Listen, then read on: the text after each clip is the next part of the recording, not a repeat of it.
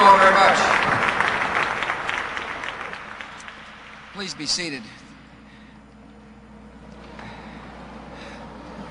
Lauren, I appreciate you all coming. It's an honor to be with you tonight. I want to apologize for the photo line taking so long.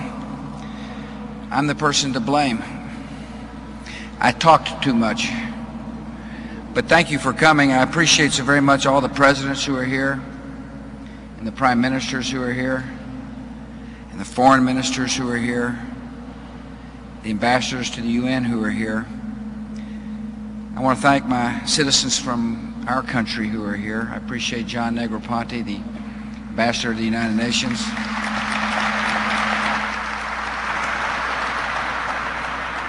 I want to thank the members of the United States Congress who are here. I see 1, 2, 3, several, 4, 5, they're everywhere.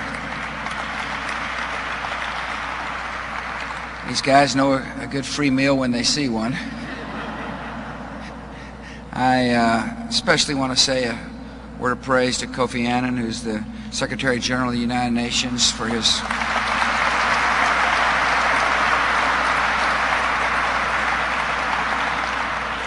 his strong leadership and his good heart and his decency. I enjoy working with him a lot. He's a class act, as we say in the state of Texas, and I know you all agree with me in that. We gather tonight here in a place of, right next to a place of great tragedy and great sorrow. And we also gather in a garden of great hope and renewal. From this room, we can view the empty space where these magnificent towers once stood, and remember those who perished 1 year and 1 day ago. And in this room, we see and feel the common commitment of our nations to build a better world, to work hard to see to it that good can overcome evil. Ever since it opened in 1988, the Winter Garden has been one of New York's most beautiful public spaces, a place where people gathered to hear music and view art against the backdrop of one of the world's greatest skylines. September the 11th, in just a few moments, that skyline was a scene of fire and murder.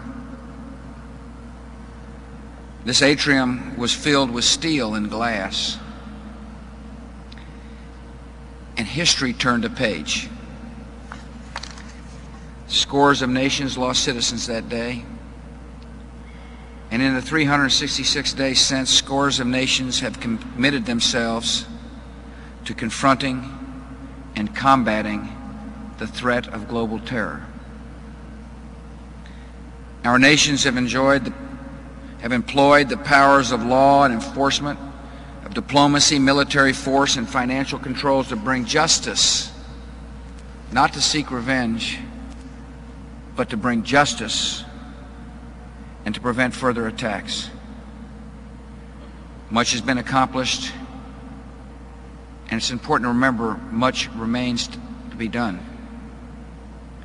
On behalf of the people of the United States, on behalf of the good people of this land, I want to thank every nation that has joined us in this great global struggle.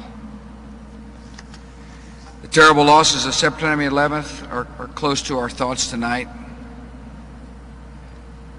but so are the common hopes of our nations for a better world, a world beyond terror. And again, this room is a powerful symbol of these hopes. In one short, remarkable year, the Winter Garden has been reborn. The speed and success of this rebuilding effort is a testament to the optimism and determination of the people of New York and the people of the world. More than 1 million pounds of marble for this building was quarried in Italy and Spain. As one quarry official stated, "We didn't consider this a job. It was a duty." And Now the world is called to urgent duties. We're called upon to reaffirm great founding purposes of the United Nations: universal standards of human dignity and a global system of peace and security. We're called to confront great challenges to these ideals, from poverty and disease to terror and the aggression of tyrants. By our determination, by our faith, by cooperation, we can and we will meet these tests.